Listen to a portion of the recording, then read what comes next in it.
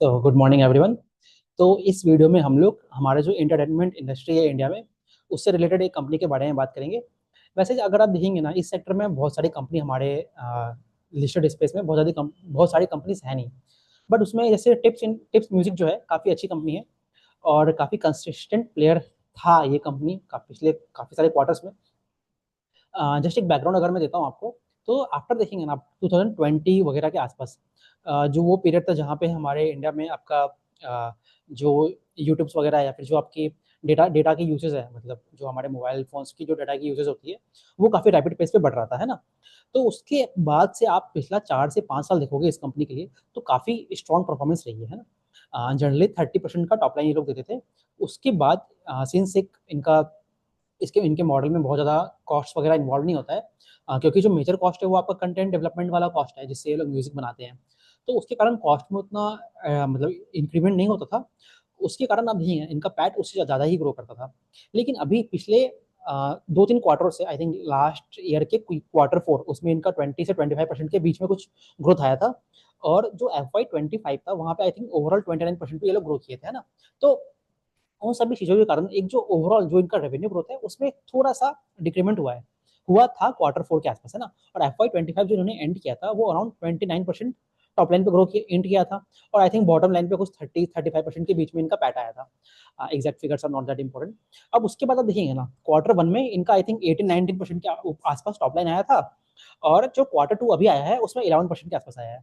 तो हमें कंसिस्टेंटली पिछले 2-3 क्वार्टर से इश्यूज़ दिख रहे हैं, ठीक है। तो ये तो इनके बारे में हो गया। अब अगर मैं और इनकी बात करूँ, पहले जो ये लोग गाइडेंस देते थे FY 25 या उसके पहले तक भी, तो अराउंड 30% का बोलते थे।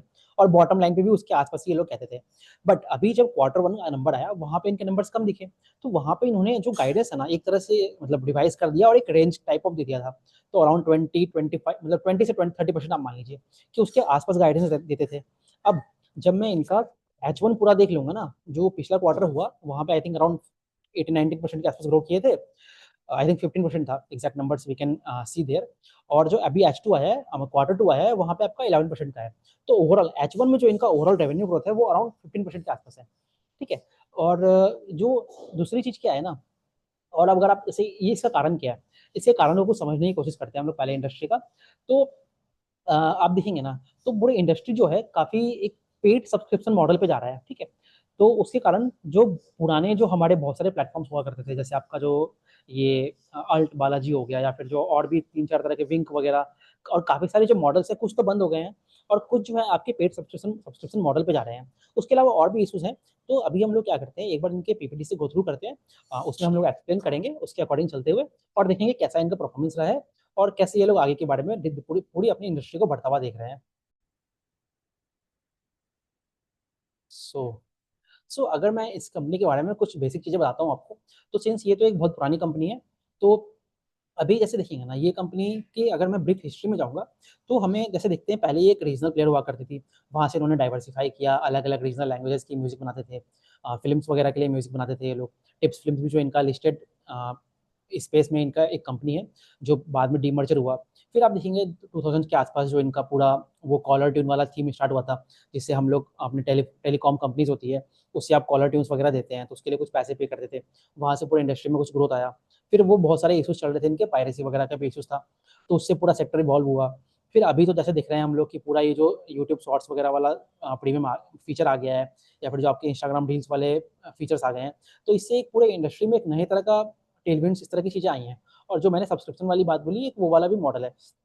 तो अगर आप इसकी हिस्ट्री देखते हो ना, तो इनके पास जो इनका इतने समय से इन्होंने इतने सारे म्यूज़िक को डेवलप किया है, तो इनके पास जो कैटलॉग है, कैटलॉग जैसे हर चीज़ का कैटलॉग होता है, तो इनके जो म्यूज़िक का कैटलॉग है वो काफ़ी बड़ा है।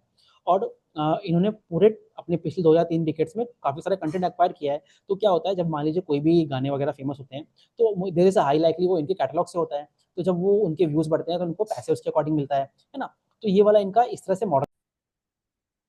तो यही यही चीज़ यहाँ पे ये लोग बताना चाह रहे हैं कि अभी हम लोगों का जैसे कह रहे हैं ये लोग कि हमारे पास मतलब 25 लैंग्वेजेज़ में हम लोग गाना मतलब पब्लिश करते हैं।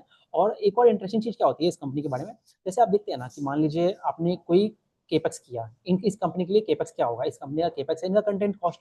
तो ये कंपनी क्या करती है, जो भी कोई भी गाना इन्होंने बनाया, उसका जो पूरा केपेक्स होता है, मतलब कंटेंट कॉस्ट होता है, वो उसी क्वार्टर में राइट ऑफ कर देते हैं, मतलब उसको पूरे क्वार्टर में ले लेते हैं। ऐसा नहीं है कि मतलब आपने कोई सॉन्ग बनाया, उसकी तो रिकवरी आपको मान लीजिए कुछ 1 साल या 2 साल 3 साल इस तरह से होगी ना, जैसे-जैसे गाने के व्यूज़ आएँगे उसके अकॉर्डिंग आपको रेवेन्यू मिलेगा, रॉयल्टीज़ मिलेगी, तो उसके अकॉर्डिंग पेमेंट होती है।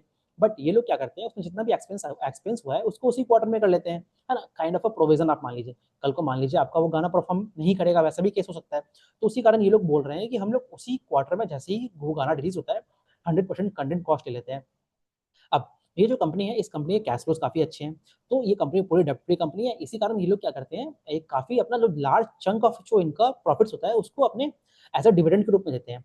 तो जनरली ये लोग क्या करते हैं ना अभी, अगर आप इनका ओवरऑल जो कंटेंट कॉस्ट होता है, उससे ज़्यादा तो इनका डिविडेंड होता है। तो यहीं पे एक और क्वेश्चन हमें आ सकता है कि क्या जब एक कंपनी इतना ज़्यादा डिविडेंड दे रही है, तो क्या ऐसा तो केस नहीं है कि उनके पास ग्रोथ के एवेन्यूज़ नहीं है? तो ये कंपनी क्या करता है, यहीं पे ये लोग कहते हैं कि ऐसा नहीं है कि हमारे पास ग्रो करने के लिए अपॉर्च्युनिटीज़ नहीं है। पहले ये लोग क्या करते थे, पहले बहुत लार्ज चंक में गाने प्रोड्यूस करते थे। अब इन्होंने क्वालिटी और क्वांटिटी वाले थीम पे गए हैं। तो मतलब अब भले ही गाने के जो नंबर्स हैं वो हम कम प्रोड्यूस करें, बट जो उसकी क्वालिटी होगी वो काफ़ी अच्छी होगी। तो इसीलिए इन्होंने क्या किया है, तो जो गाने बनाने हैं वो लोग जो सिर्फ़ क्वालिटी सॉन्ग्स पे बनाते हैं। तो इसी कारण एक लार्ज चंक ऑफ जो रेवेन्यू होता है, आप उसको अपने बैलेंस शीट पे रख के तो क्या फ़ायदा है? तो इसीलिए वो लोग अपने शेयर होल्डर्स को उसको पैसे को मतलब डिस्ट्रीब्यूट कर देते हैं in the form of dividend. तो ये इनका तरीका है करने का। अब इसके अलावा अगर आप देखेंगे ना, तो अभी जैसे देखेंगे आप इनका, अभी जैसे एम्प्लॉइज़ 105 है। और हाँ, एक और इंटरेस्टिंग चीज़, जो यहाँ पे आप जो इनका रेवेन्यू देखते हो ना, वो सिंस अभी तो पूरा जो स्ट्रीमिंग प्लेटफ़ॉर्म्स है, पहले जैसे देखते हैं हम लोग हमारे हिस्ट्री में, पहले आपके कैसेट्स वगैरह हुआ करते थे, फिर वो वीसीडी, डीवीडीज़ वगैरह आई, फिर लोग अपने लैपटॉप्स वगैरह में गाने रखते थे। फिर उसके बाद अभी जैसे देख रहे हैं कि जितने भी ये ऐप्स वगैरह आ गए हैं, तो जनरली जो पब्लिक है वो गाना प्लेटफ़ॉर्म हो गया या फिर जो आपके स्पॉटिफ़ाई होती है, इन सभी मॉडल्स की तरफ स्विच हो रहे हैं। तो इसीलिए आप देखेंगे ना, जो इनका डिजिटल प्लेटफ़ॉर्म से जो रेवेन्यू होता है, एक तो बहुत आपकी स्ट्रीमिंग से इनको रॉयल्टीज़ मिलती है, और दूसरा जो आपके जो एड्स वगैरह होते हैं, वहाँ से भी यूट्यूब के एड्स होते हैं, तो उनसे भी इनको पैसा आता है। तो इनका जो रेवेन्यू है, एक लार्ज चंक ऑफ जो रेवेन्यू है, वो आपका डिजिटल मॉडल से आता है। बट यहीं पे आप देखेंगे ना, इनका रेवेन्यू अभी अगर आपको मैं FY 25 पूरा बताऊँगा, तो वहाँ पे अराउंड 75% ऑफ जो रेवेन्यू था, वो इनके डिजिटल प्लेटफ़ॉर्म से आता था। तो इस पर्टिकुलर क्वार्टर में वो घट के 71% हो गया है। इसका क्या कारण है? इसका कारण है आपका जो ये जो यूट्यूब शॉर्ट्स होते हैं ना, वो सिंस वो वॉल्यूम्स में तो ज़्यादा होते हैं, बट उनसे जो रेवेन्यू पोटेंशियल होता है, और उसमें जो बेसिकली जो आप एड प्लेसमेंट करोगे, है ना? सिंस वो शॉर्ट शॉर्ट ड्यूरेशन के होते हैं, तो वहाँ पे वो उतने स्ट्रैटेजिकली यूट्यूब उसमें एड्स दिखा नहीं सकता है। तो वहाँ से जो रेवेन्यू अर्निंग होती है, वो आपको कम मिलता है। तो उस कारण कम हुआ है। उस पे हम लोग और डिस्कशन करेंगे। और इनके आपके जो मीडिया पार्टनर्स हैं, वो तो सिंस एक एस्टेब्लिश्ड कंपनी है, तो कई सारे कंपनीज़ के साथ हैं। और जो इनका आप यूट्यूब पे आप देखेंगे ना, सिंस इसकी मेजर जो व्यूज़ होती है, वो यूट्यूब से आती है। अराउंड आई थिंक 40% के आस-पास यूट्यूब से ही होता है। तो सिंस वहाँ पे सब्सक्राइबर्स होना इम्पोर्टेंट हो जाता है, तो आप देखेंगे इनका जो यूट्यूब बेस पे सब्सक्राइबर्स बढ़े हैं, वो पिछले 3 से 4 साल में आप आई थिंक 20% से मोर सीएजीआर पे बढ़ा है। और अगर मैं इनके वेबसाइट के बारे में बात करूँ, तो इनका एक वेबसाइट है, तो इस वेबसाइट पे ऐसा नहीं है कि ये एक स्ट्रीमिंग प्लेटफ़ॉर्म है, इट्स मोर लाइक वहाँ पे इनके कैटलॉग्स होते हैं, और उसके वाया आप अलग-अलग आपको ऐप्स वगैरह पे या फिर यूट्यूब पे आपको रीडायरेक्ट कर देंगे कि वहाँ से आप जाके गाने गाने सुन सकते हैं। और बाकी तो इनका जो इंडस्ट्री है, ये तो पता है हमें, मीडिया और एंटरटेनमेंट की इंडस्ट्री है। साथ ही साथ वन मोर थिंग यहीं पे मैं कहता हूँ आपको कि जो इनके जो टारगेट ऑडियंस होते हैं ना, पहले तो जो टिप्स म्यूज़िक थी पूरे इंडियन सबकॉन्टिनेंट में टारगेटेड थी। फिर इन्होंने क्या किया, आपके वार्नर ब्रदर्स के साथ रिसेंटली इनका एक टाई अप हुआ था। तो उसके बाद इन लोगों ने क्या किया, जो इंटरनेशनल मार्केट्स हैं, जो आपके ये और जैसे स्पॉटिफ़ाई एक पूरा इंटरनेशनल आपका स्ट्रीमिंग प्लेटफ़ॉर्म हो गया, उसके वाया हो गया, या फिर जो आपके ये एप्पल वाले होते हैं, तो और भी जो आपके जितने भी, या फिर यूट्यूब प्रीमियम हो गया। तो इन मार्केट्स को टैप करने के लिए ये लोग इन्होंने वार्नर ब्रदर्स के साथ टाई अप किया था। तो वो जो टाई अप है ना, उनसे क्या होता है, इस कंपनी को एक लंप सम अमाउंट, मतलब इर्रिस्पेक्टिव ऑफ आपका कितना रेवेन्यू, मतलब आपके गाने कैसे परफॉर्म करते हैं आउटसाइड मार्केट में, वो मैटर नहीं करता है। तो उसके अकॉर्डिंग इनको रेवेन्यू उस चीज़ से मिलता है, और अगर अच्छा परफॉर्म किया तो वहाँ से इनको और एक्स्ट्रा रेवेन्यू भी मिलेगा। तो वो एक सक्सेसफुल मॉडल था इनके लिए। तो उसी मॉडल को अभी इन्होंने क्या किया है, 2028 तक उसको एक्सपांड किया है ना। तो वहाँ से भी इनका मॉडल अच्छा आ रहा है। तो वो वाली चीज़ हो गई इनकी। इनके टारगेट ऑडियंस के बारे में हमने बात कर ली। सो ये अब बता रहे हैं कि हम लोगों को व्हाट मेक्स अस यूनिक, तो ये सारी बातें तो हम वैसे ही कर रहे हैं। हाँ, इसमें जो मेन एक ड्राइवर है ना इनका, ये जो सब्सक्रिप्शन वाली जो वेव है पूरे कंट्री में, इस चीज़ के ऊपर बोथ एज़ एन अपॉर्च्युनिटी और शॉर्ट टर्म में थोड़ा-सा प्रेशर अभी जो कंपनी में आ रहा है, उस के बारे में हम और डिस्कस करेंगे अभी। सो हाँ, यहाँ पे ये लोग बता रहे हैं, since what I was telling, कि जो कंपनी होती है, सिंस इनके पास इतना कैश जनरेट होता है, तो उसको वो लोग यूटिलाइज़ करते हैं अपने जो शेयर्स होते हैं उसको बाय बैक करने के लिए। और जब आप बाय बैक करते हो, तो आपके बेसिकली आपकी जो बैलेंस शीट होती है वो स्ट्रांग बनती है और आपके जो ईपीएस पे ग्रोथ होता है वो भी अच्छा आता है। तो that again shows a good thing about the company. Finally ये लोग बता रहे हैं, यहाँ पे अपना दिखा रहे हैं कि कैसे इनकी कंपनी जो है एक नेट कैश पॉजिटिव कंपनी है और कैसे ये लोग अपना डिविडेंड देते हैं। और जैसे इस क्वार्टर में भी इन्होंने 4 रुपए के आसपास डिविडेंड के लिए अनाउंस किया है। So this was a basic thing. अब देखेंगे ना, इंडिया में कुछ ही सेक्टर्स होते हैं जो आपके डबल डिजिट में ग्रो करते हैं। बहुत सारे सेक्टर्स को हम अलग अलग वीडियोज में डिस्कस भी करते हैं। तो उसी में से जैसे आप देखेंगे ना, आपका जो म्यूजिक सेक्टर है इंडिया में वो अराउंड डबल डिजिट में ग्रो कर रहा है। 13 से 15% के बीच में इसका ग्रोथ रेट है। और जिसे मैंने अगेन हमने डिस्कस किया कि इस कंपनी का जो रेवेन्यू ग्रोथ रहा है पिछले कुछ सालों में 30% के ऊपर है। ऑल्दो वो अभी शॉर्ट टर्म में थोड़ा सा आपको कम होता हुआ दिख रहा है वहाँ पे। और ये तो इनके डिजिटल पार्टनर्स के बारे में हो गया। तो अगेन सारे आपके जो जितने भी मेजर प्लेटफॉर्म्स होता है, अगेन जो वार्नर ब्रदर्स वाले डील्स थी ना, उसके बाद इनको जो फेसबुक और जो पूरा मेटा के प्लेटफॉर्म्स होती है आपकी इंस्टाग्राम वगैरह, तो वहाँ पे भी इनको रीच करने में और ज़्यादा फायदा हुआ है।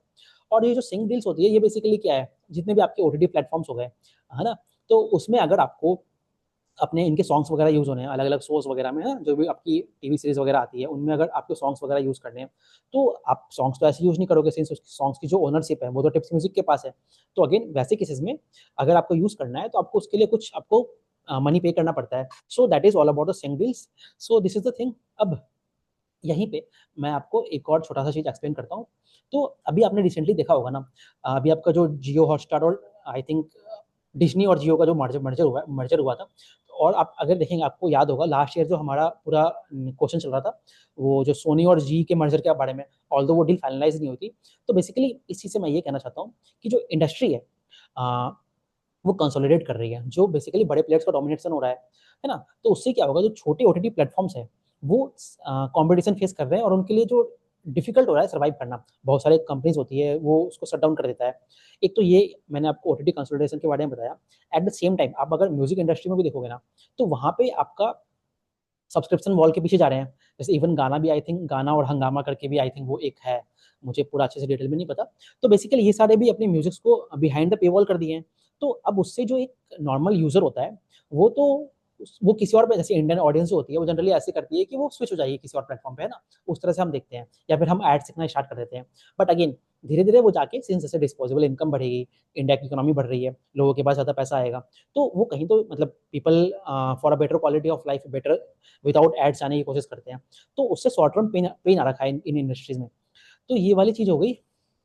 सो यहाँ से हम लोग और कंटिन्यू करते हैं। सो ये तो हमने डिस्कस कर लिया इसके सिंग डील्स और इसके बारे में। और हाँ, ये इंटरेस्टिंग स्लाइड है। यहाँ पे मैं आपको एक दो चीज़ें और बताना चाहता हूँ।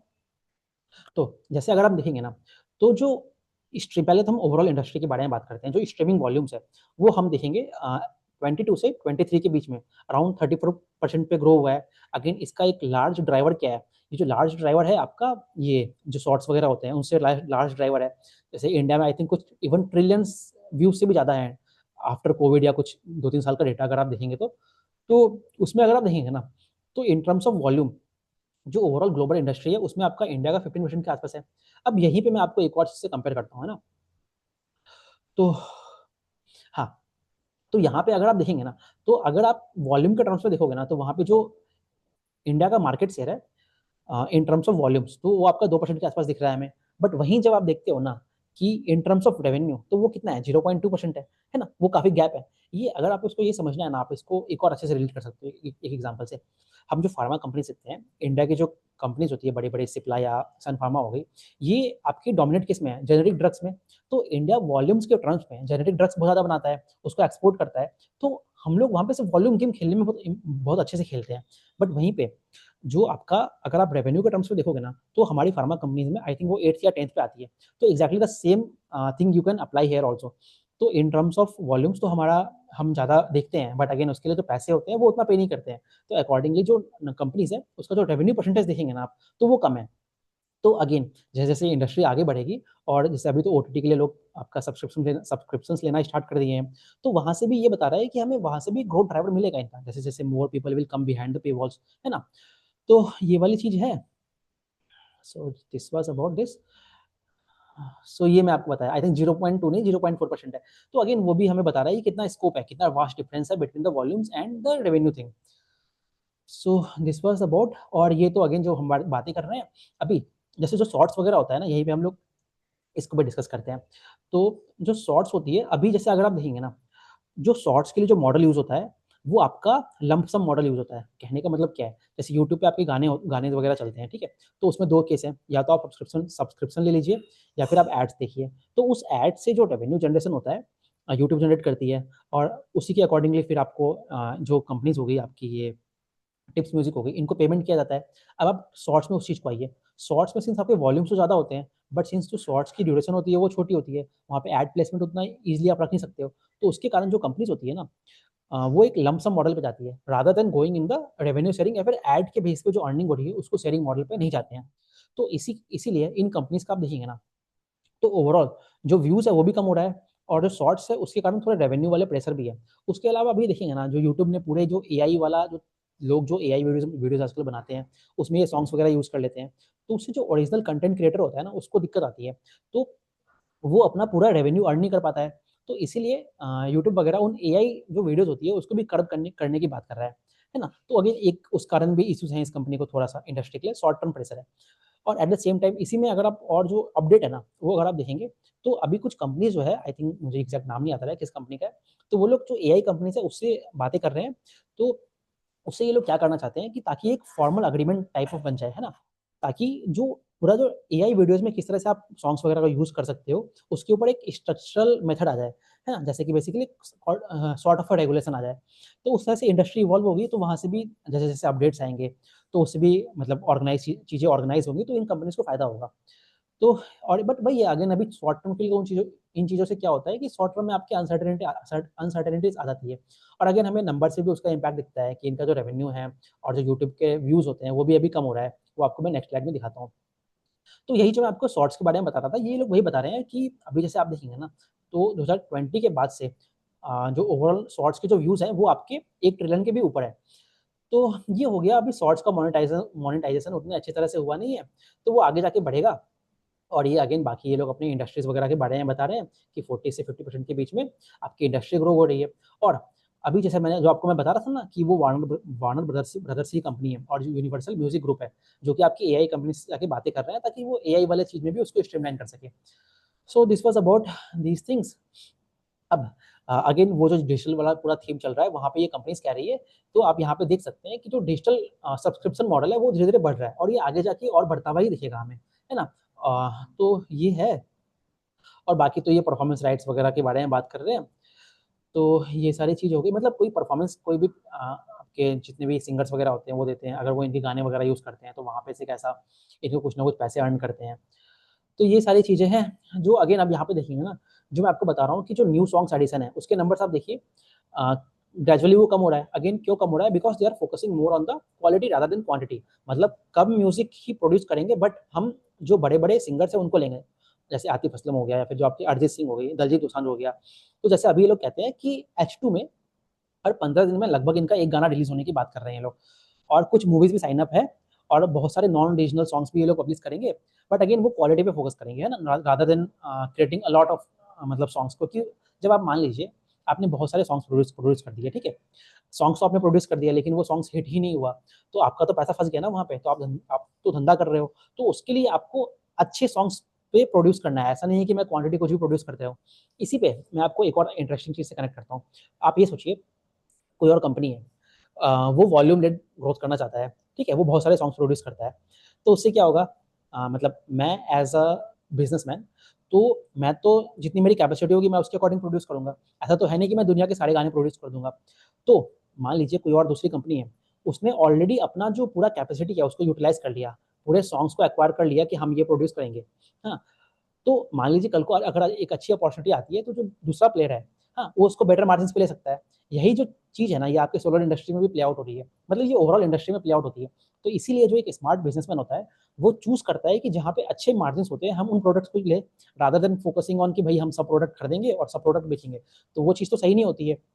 सो ये बेसिकली उसी थॉट के साथ ये लोग आगे बढ़ना चाहते हैं कि हम क्वालिटी की तरफ फोकस कर रहे हैं। ऐसा नहीं है कि हमें सभी प्रोड्यूस करना है, जिसपे हमको मार्जिन्स अच्छी नहीं मिले, पेबैक पीरियड ही नहीं आया, हमारा पैसा फँस जाएगा, तो अगेन वो भी शेयर होल्डर्स के लिए अच्छा नहीं है।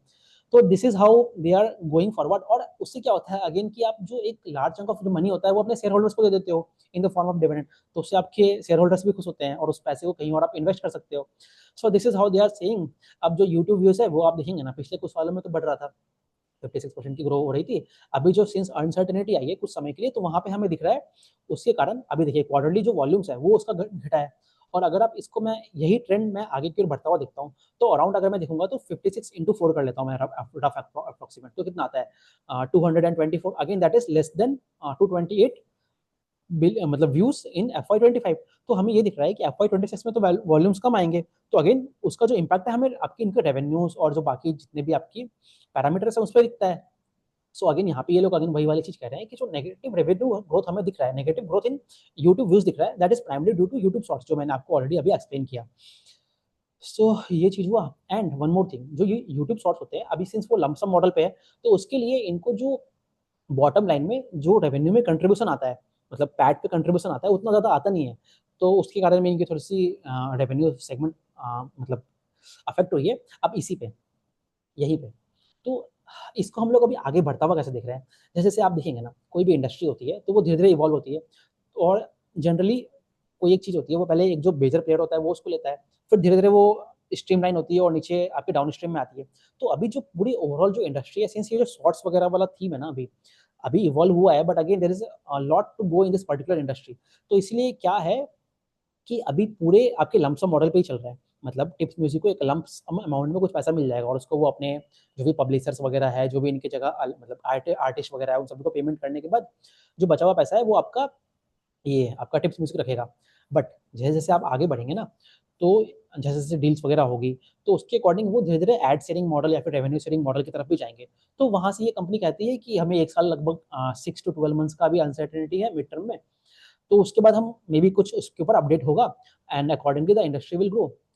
तो दिस इज द थिंग। अब इसके अलावा हम लोग अगर आगे बढ़े, तो फाइनेंशियल पैरामीटर्स तो हमने अभी, ये तो अपना हिस्टोरिकल परफॉर्मेंस परफॉर्मेंस के बारे में बता रहे हैं, which I think I have already discussed.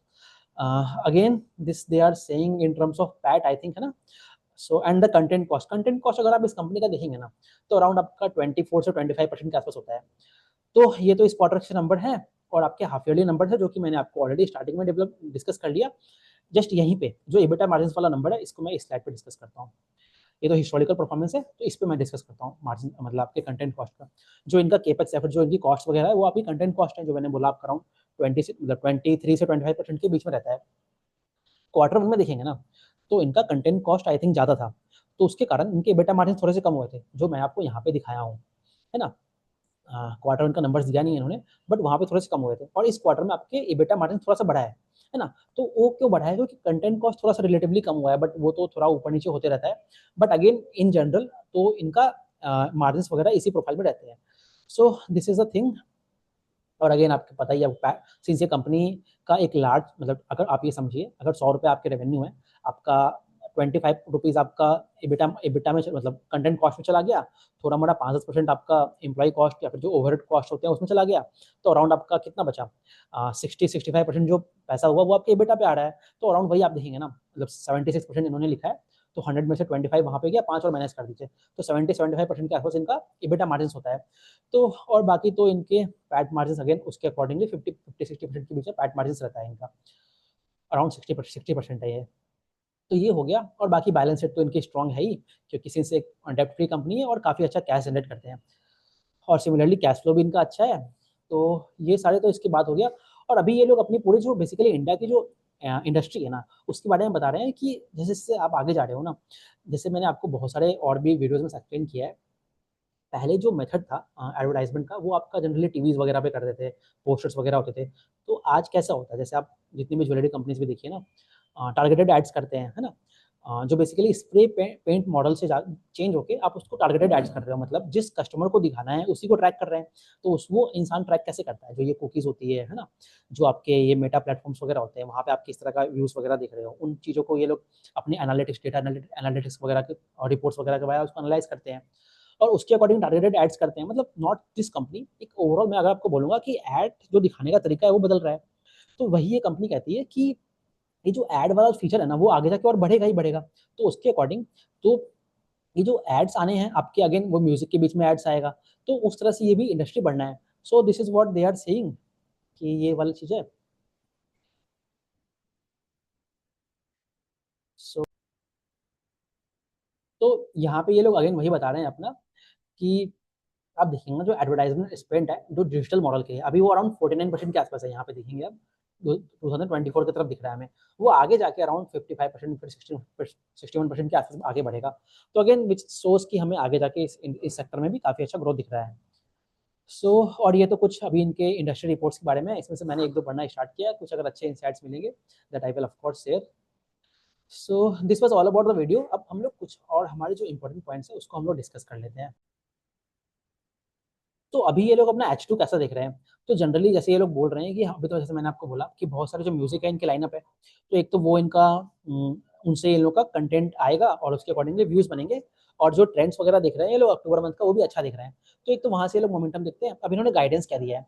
तो गाइडेंस इन्होंने चेंज नहीं किया है, हाँ बस ये लोअर रेंज पे आ गए हैं। तो ये लोग कहते हैं कि अराउंड हम 20% के आसपास FY 26 में ग्रो करेंगे। अब यहीं पे आप देखेंगे ना, तो क्वार्टर H1 में इनका 15% के आसपास ग्रो हुआ है।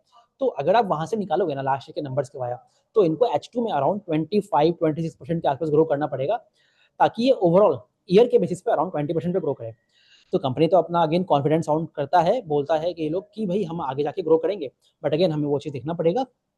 तो ये चीज़ हो गई। और बाकी तो फेस्टिवल डिमांड्स है, तो वहाँ से लोगों की वगैरह स्पेंडिंग्स वगैरह बढ़ती है, तो उन चीज़ों से भी ये लोग बोल रहे हैं, तो उससे बेसिकली एड्स वगैरह और ज़्यादा बढ़ेंगे। और इंडस्ट्री कंसोलिडेशन के बारे में मैंने बात कर लिया आपसे, शॉर्ट्स वगैरह का फॉर्मेट मैंने बोल दिया, कंटेंट कॉस्ट। हाँ, एक और चीज़, अभी जैसे आप देखेंगे ना, तो अभी यूएस से तो टिकटॉक वगैरह चले गए हैं, ठीक है, इंडिया से भी गवर्नमेंट ने उसको हटा दिया है। तो जैसे जैसे आप मानेंगे आने वाले समय में तो धीरे धीरे जैसे स्टेबल रिलेशन होंगे, तो वो कंपनीज वापस आएगी both in the USA as well as in the India. तो अगेन उन चीज़ों से भी कंपनी का एक ग्रोथ ड्राइवर वापस से रीजनरेट होगा। तो वो ये कह रहे हैं। और अगेन ये लोग कहते हैं कि अगर ये जो आपके शॉर्ट्स वगैरह में जो आपका मोनेटाइजेशन वाला मॉडल है ना, वो सक्सेसफुल होता है, तो उसके बाद भी इनका जो रेवेन्यू ड्राइवर है वो और अच्छे से बढ़ सकता है। So that is the trend. So ये सारी बातें हमने डिस्कस कर ली। और इन्होंने अभी एक और कंपनी एक्वायर किया, I think Gujarat based company है, उसके अराउंड मैं बता रहा हूँ आपको, लगभग 4000 गुजराती सॉन्ग्स हैं। तो उसको धीरे धीरे अपने बाकी प्लेटफॉर्म्स पे वो 6 से लेके 12 महीने के बीच में उसको डालेंगे। और ये लोग आगे चल के भी अगर इनको कुछ अच्छी अपॉर्चुनिटी दिखती है इनऑर्गेनिक ग्रोथ करने की, तो उसको भी करेंगे। और अगेन वो क्यों हो जाता है, सिंस इनके बैलेंस शीट पे इतना ज़्यादा कैश है, तो उसको तो कहीं तो यूज़ करेंगे। तो they are basically using in that particular thing. और हाँ, सब्सक्रिप्शन मॉडल जो होता है वो जनरली आपका स्टिकी मॉडल होता है। आप ये सोचिए कि आपने कोई सब्सक्रिप्शन लेता है इंसान, तो जनरली तो उसको इतना ईजिली रिवॉक नहीं करता है। और दूसरा चीज़ अभी आप देखेंगे ना, स्पॉटिफाई का मॉडल इतना सक्सेसफुल क्यों है? स्पॉटिफाई को हम केस स्टडी लेते हैं। तो स्पॉटिफाई क्या है, उसको एक अर्ली मूवर एडवांटेज मिला था, ठीक है। और उसका जो प्लेटफॉर्म है, उसका जो बेसिकली रिकमेंडेशन वाली चीज़ होती है, जो आपके वीकली चार्ट्स या मंथली चार्ट इस तरह की चीज़ें दिखाता है वो लोग। और जो आपके नॉन फिल्म आर्टिस्ट होते हैं, लोकल आर्टिस्ट वगैरह होते हैं, उनके सॉन्ग्स वगैरह भी वहाँ पे रहते हैं।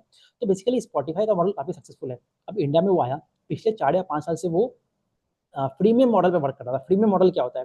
पहले वो आपको फ्री में कंटेंट दिया 4 से 5 साल, जो कि हर कंपनी करती है, मतलब आपके यूजर को अडेप्ट कर लिया कि भाई आप आइए मेरा प्रोडक्ट यूज कीजिए, है ना। फिर अभी उन्होंने पहली बार अपने पेवॉल के पीछे गए हैं। और दूसरा उन्होंने अपना एड्स एड्स वगैरह दिखाते हैं लोगों को कि भाई आप आइए, अगर आप एड्स नहीं दिखेंगे तो हम आपको गाने सुनने नहीं देंगे। तो वो तरीका है। और इन्होंने अभी प्राइसेस वगैरह बढ़ाए हैं। तो प्राइस जब कोई कोई बढ़ाता है कोई कंपनी, तो वो तो बेचारे मंझे हुए खिलाड़ी है, उनको पता है कि कैसे काम करता है। तो उन्होंने ट्रेंड्स देख रहे हैं और उसके अकॉर्डिंग उनको तो इंडिया में आने वाले 20-30 साल तक बिजनेस करना है। तो और अगर मान लीजिए स्पॉटिफाई अगर बहुत ज़्यादा बढ़ा देता है अपना, मान लीजिए प्राइसेस, तो कंपनी कहती है अगर वो प्राइसेस बढ़ाएगा तो अगेन वो जो पैसा है वो पूरे इंडस्ट्री में डिस्ट्रीब्यूट होगा, तो इन कंपनी के पास भी आएगा। तो वहाँ से ये कंपनी जो पहले 30% पे ग्रो कर रही थी, पहले 40% के ऊपर ग्रो कर सकती है। बट वो तो एक प्रीडेटरी प्राइसिंग वाला केस हो जाएगा। तो कंपनी को सिंस लॉन्ग लॉन्ग टर्म में सस्टेनेबिलिटी चाहिए होता है, तो even Spotify will not increase the price in that particular way. But again वो भी बता रहा है कि इंडस्ट्री कैसे आगे बढ़ रही है ना। और स्पॉटिफाई देखेंगे ना, तो उसका जो ग्रोथ है वो अराउंड आपका 40-50% के आसपास है। तो ये भी बता रहा है कि कैसे जो यूजर्स हैं उसको कितना वो एक्सेप्ट कर रहे हैं, और उसकी परफॉर्मेंस भी काफ़ी अच्छी रह रही है। और आपको पूरे ओवरऑल सेक्टर के बारे में भी बताता है कि किस तरह से ये आगे बढ़ रहा है। तो ये सारी चीज़ें हैं। और हाँ, और बाकी ये लोग जो बाकी लाइव इवेंट्स वगैरह होते हैं, आर्टिस्ट मैनेजमेंट होता है, इन चीज़ों में भी जाते हैं। बट अगेन यहाँ पे भी अगर ये जा रहे हैं ना, तो ऐसा नहीं है उस पूरे बिज़नेस में जा रहे हैं, वहाँ पे जो म्यूज़िक वाला पार्ट होगा, उसमें ये लोग घुसने की कोशिश कर रहे हैं। तो दैट इज़ द थिंग। और बाकी तो पॉइंट्स हमने क्लियर कर लिए। आई थिंक मैंने सारे पॉइंट डिस्कस कर लिया है। तो बेसिकली अभी मैं अगर ओवरऑल बोलूँ ना, तो नंबर्स इनके अभी के लिए तो अच्छे नहीं हैं किसी भी हाल में, है ना? बिकॉज़ और हमें मार्केट में करेक्शन भी दिख रहा है इस कंपनी के लिए, और जो कि बिल्कुल सही भी है। हाँ, तो बिज़नेस काफ़ी अच्छा है, इनका जो प्रॉस्पेक्ट्स है वो भी हमें अच्छा दिख रहा है ना?